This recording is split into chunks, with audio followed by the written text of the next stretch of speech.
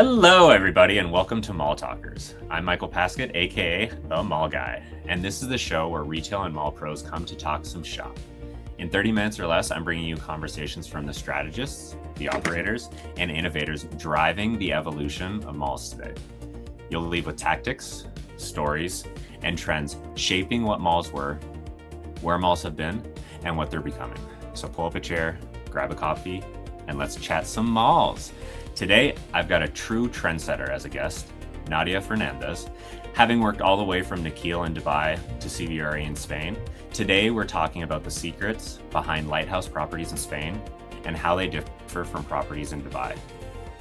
Nadia, how are you doing today? I'm very good. You doing well? Good. Well, living in Spain, it's always very good. I'm sure it's just awful. I'm sure you should come over to Canada with me. We had snow a week ago. I'm sure you're obviously jealous of the life that I'm living over here. Yes, totally. Yeah, sun, we don't need 20 degrees. We want, -2. That's cool. Well, I appreciate you taking the time today. Jumping right in, I know who you are. I know what you've done. Can you give us a little background of who you are, what you've done, your past, and what you're doing today? Well, yes. Well, briefly, because all the path is like complicated to say all brands, but basically, my origins. I'm from Portugal. Now I'm living in Spain for a long time. Some back and forwards in Spain. So yeah, I'm more Spanish. I'm a little bit of both nationalities. So I've been working for a long time in retail with the big brands, fast fashion, luxury, across Europe, Wow. more or less, and Africa. And then I jumped in the malls manager, all the assets and property management, and in Spain with Unibail Westfield. And then I moved to Dubai when I was running a mall in the Palm for Nahil Mall. And then I went back to Spain again, working for CBRE. It's a property management company that manage malls for landlords. And now, since I'm back, I'm with the Lighthouse Properties. So running the malls for Lighthouse Properties. It's trusts from South Africa. And that's it. Wow. So resume in 1 minute. Perfect. Super interesting, super qualified. Malls and retail seem to be your life. I think the interesting point I do want to talk about is you've worked across many, many countries in the mall and retail space. What connects them and what kind of differentiates them throughout the different countries? And where do you see like gaps in some countries that other countries are doing well? Well, between the countries, it's not only a matter of geography or it's more than that. It's the way of being, the people and the purpose. So what I'm meaning, it's like people in Spain lives in the different way that people lives in Dubai. So the way of tenant mix, the way of proposing retail, or even the malls are quite different because the purpose are different. The urban life, it's different.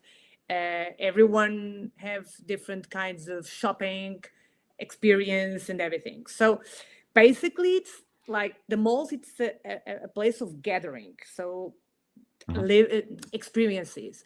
So, but the difference is the way of gathering. So in Spain, it's different. France is different. UAE, it's different. Africa, it's different. We can have similar.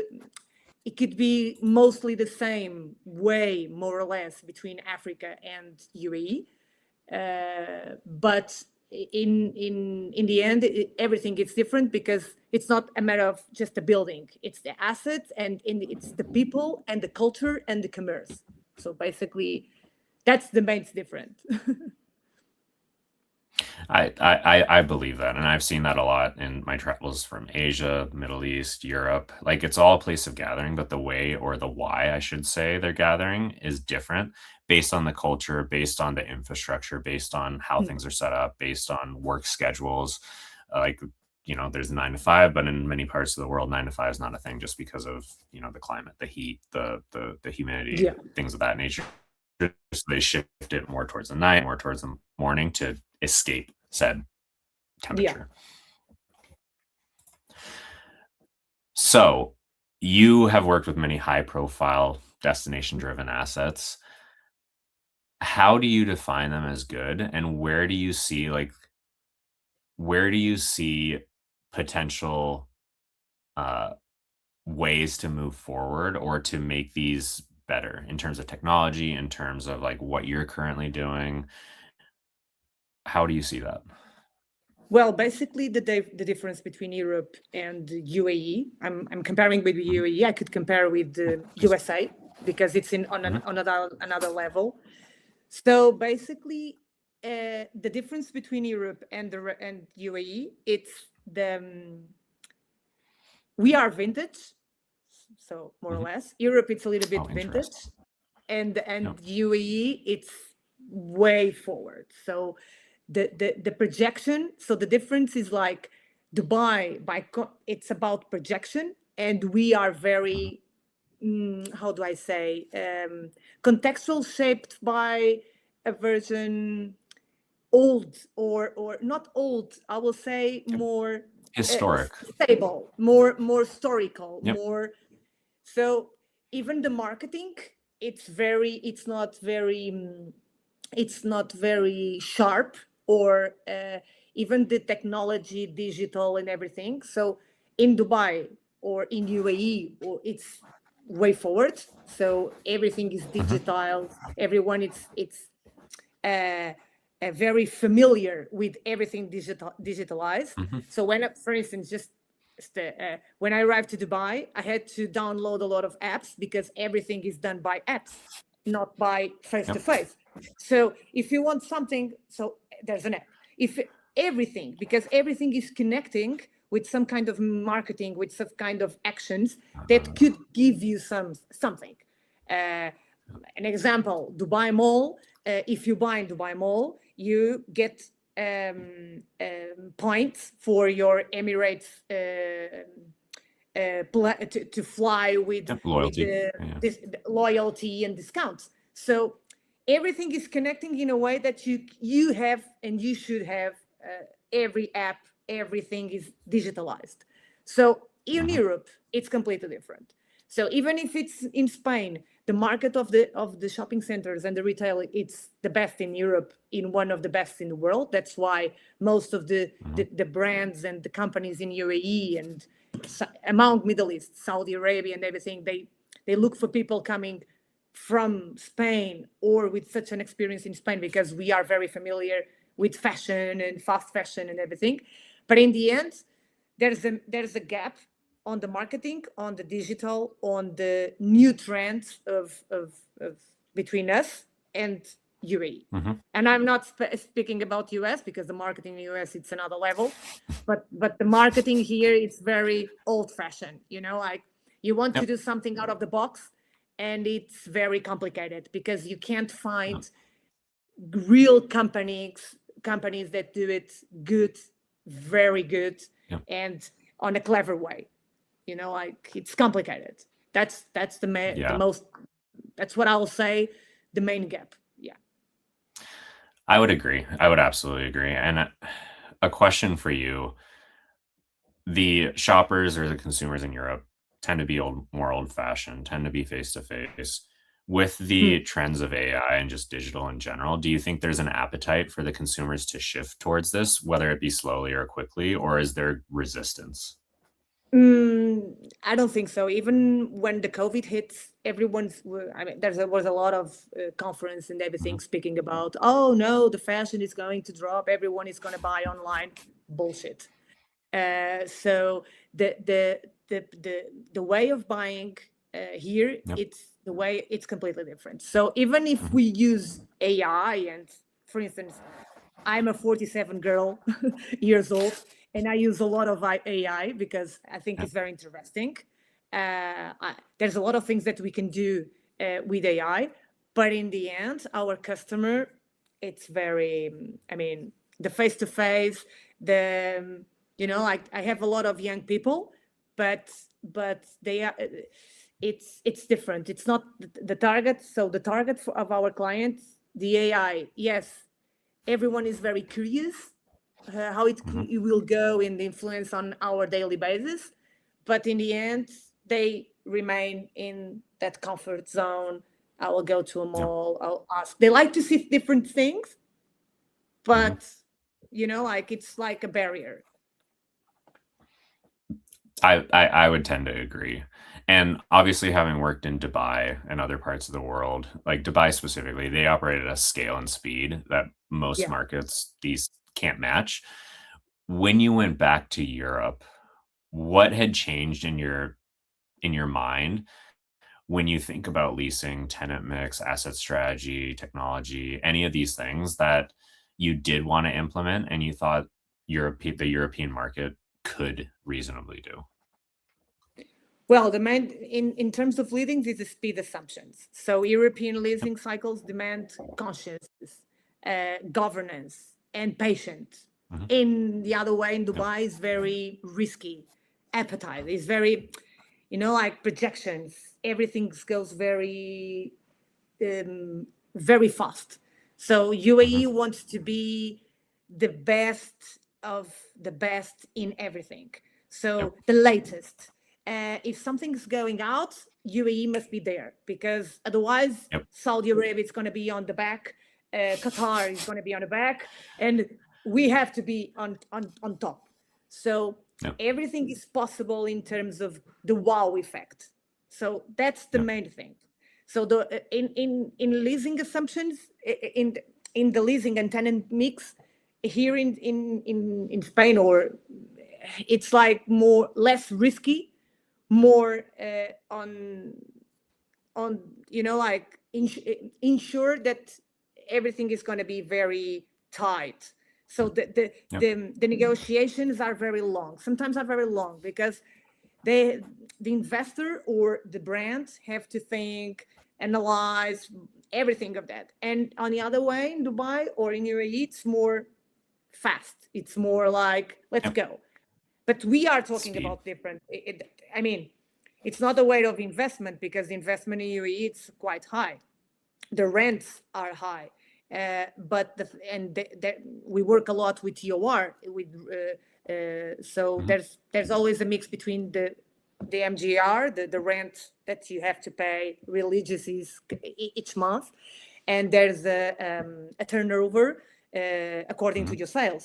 So in Dubai, it's more TOR. In Europe, the TOR, that Mm. kind of revenue, it's more in outlets, not such in normal assets, for instance. So the way of negotiation is different. And in UAE, it's different because most of the brands belongs to big groups. So Yep. there are 4 or 5 big groups that owns the most of the brands. So they are the owners in the end. So yeah. Fair. Fair. And don't want to put Europe out of this. There are many things they are doing well. Were you able to take any of that and use it in your time in Dubai to like get things started, think of different concepts that could apply in the Middle Eastern market, I'll just say? Yeah, I mean, they pick people they want expats because we know how to deal with difficulties and bad days in matter of money because Dubai is, UAE, everything is very easy in terms of Yep. investment. Yep. But uh, we have the expertise to run things in high levels in standards that they Mhm. like our standards because all the Middle East like the European standards Mhm. basically. Fair. So and the procedures and the rules and everything. So in the end, they like us to go there to implement all of this. Um, and it's I think it's a mix of I I can I can teach something from my background and they Mhm. could give me some projections on the future, how it's going to be in the future, how it's going to be in such a way. So I think it's a win-win for both. So the experience of European market, because it's very tough and we have a lot of up and downs, and sometimes the landlord don't have a lot of money to invest in capex or whatever, and we have to do miracles Fair. with a low Fair. budget, and they are not used to that. So when you go there, everything is very easy. Like Fair. we have a budget, but everything is very easy. So in the end, it's like they like us, because we know how to deal with tough times, and we learn from them how we can create wow effects in the malls or whatever, in different things. Fair. It's blending the old and the new, like the old historic of European, the new go fast, go hard of the Middle Eastern. And I think there's no right or wrong. And I think blending the two Yeah. and taking the best practices from each is going to accelerate whatever property is considering doing something. Yeah. Basically, it's more like that. Yeah. Completely agree. So what's something the industry broadly gets wrong about managing, leasing, whatever it might be, of landmark retail properties? Something that seems obvious to you, but keeps coming up in the landscape. In Spain. Sure. Yeah. In Spain. Yeah, actually, yeah. In Spain, Europe, Portugal, wherever you might think. I think generally it's the way, for instance, there's a lot of the experience in a mall, like everyone wants to do an experience malls. Yep. The thing is, like, there's a lot of old malls in overall. And when you go to, I will give an example, because Unibail Westfield, it's one of the best landlords in the region. Okay. Yep. And if you go to a Westfield London or a Westfield Stratford, most London, I will say, the mall, it's amazing. So, and when you travel a lot and you see other malls and other cultures, I'm not speaking about Asia because they are in another level. It's a different realm. It's a different thing. Singapore or Bangkok or whatever. Yeah. It's my market, baby. Even South Korea, it's Seoul. I mean, you can see malls that you say, like, what the fuck? It's wild. It's impossible.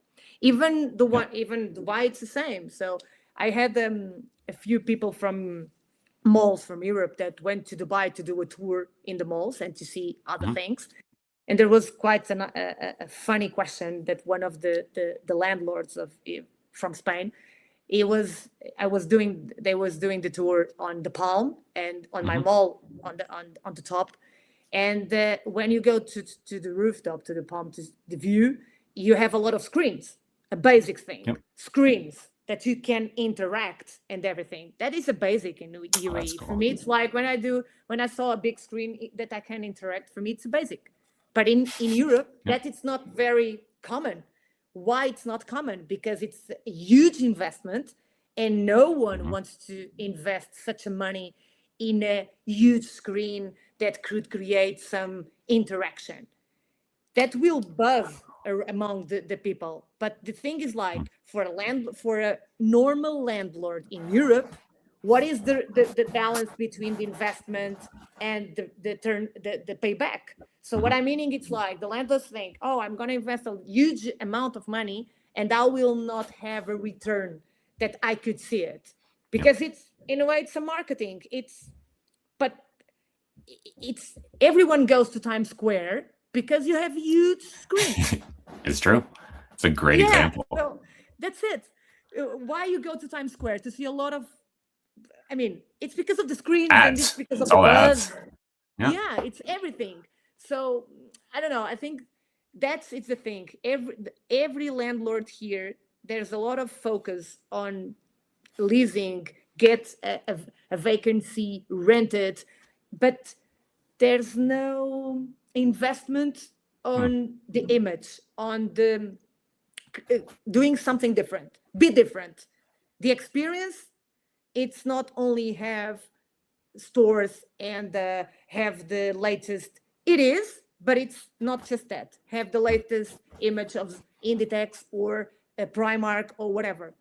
Even Primark started with pennies in Ireland with an awful store, and now you can go to a Primark in Oxford Street and you have a lot of screens and you can have a coffee inside.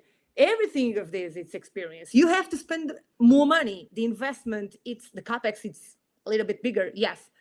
But the return of investment, it will have on more visits, more people. So sometimes the marketing, it's not well documented to be to allow landlords to invest more in marketing. You know what I mean? So that's the thing that I think in Europe generally, because I used to work in France, and the malls, apart from Westfield, they are a little bit old fashioned, but most of them, it's like, that's the thing, not investing on marketing things, create some, not such a mall to go to buy, but together with friends and everything. So the tenant mix is always the same among all the malls. So what's different? Why am I going to this mall and not to that mall? That's the services, that's the customer journey, that's the experience. And I think is that the difference. So that I'm feeling comfortable to go to buy and to do the tour, have a coffee, grab a coffee, go into a different place, and not having the same stores. That's my thought. Oh, I would agree. And I talk about this a lot. It's the experience, it's the vibes, it's the third space, it's the community. Like, what are you doing to promote that?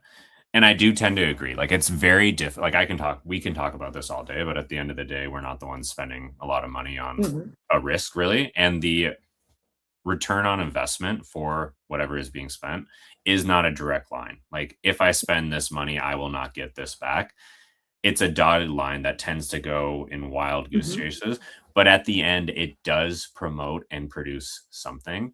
It's just that wild goose chase that makes it difficult to make that bet in a risk adverse either industry, region, because people want return on investment. They say, I spend this money, I want this back. If not, why spend it? Yes. And basically it's like the brand storytelling, creating a brand. I'm always saying we have to think about the big brands like Apple, like Starbucks. I mean, when you are abroad and not in the normal city, because I travel a lot, so I'm going to random places in the world, and I'm always looking, if I want a coffee, it's not I'm going for a coffee. Where is Starbucks? Where is McDonald's? It's a brand awareness. So you have to create brand awareness. Even if it's a mall, you have to create that thing. If I want to see something, I know that in that mall, you could have that, not in the other ones. So it's funny you say that. Like, my first trip, this was 8 years ago. I was very near in my travel career. I went to Manila, Philippines, and I needed breakfast and a coffee. Didn't know where I was. Jet lagged as all could believe. So I looked up coffee on Google Maps, and it was a bunch of names I didn't recognize, and I didn't want to risk it. And what came up, I live in Canada, was Tim Hortons. And I was like, I know Tim Hortons. I'm comfortable with Tim Hortons. It's not the best, like, in Canada. Sorry, Tim Hortons. But, like, I am comfortable enough because I know this brand in the Philippines, which is wild enough. And guess where I went? I got Timmy's. Yes.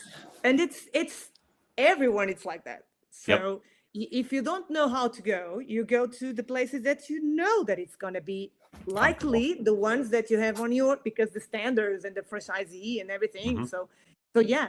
So basically it's like that. And it's all over the world. Everyone thinks like that. So the brand storytelling, it's very important. Not just having a mall and name it and say, oh yeah, my mall name is like this. No, that's why Westfield is Westfield. So when you go to a Westfield, that's why Westfield, its value, it's higher than the other ones because you are paying the brand. So Unibail, when they bought Westfield, it was because of the brand awareness, because it's not it's Westfield London because it's Westfield London, and everyone knows what is Westfield. And there's a lot of old Westfields in US. There's a lot of them, but it's like, it's the brand awareness. So that's I think that is the thing that we have to, I mean, develop in all aspects. Yeah. Couldn't agree more. Couldn't agree more. I'm going to be in Westfield, London next week, actually, funny enough, to go shopping for the kids. They got a Pop Mart for the little kiddos. I will say thank you for taking the time. Absolutely lovely chatting with you. You are fantastic to speak with. You know a lot. Thank you for it. Well, thank you for the time. And well, that's it. I like what I'm doing, so that's cool. You're obviously very good at it. You're obviously passionate about it. We're excited to see what you continue to produce and how you're actually the next country post Spain. If you choose to go another, I'll be following along. Let's And to see. the Mall Talkers, thank you as always for tuning in. We'll see you next time. Ciao. Thank you. Bye. Bye.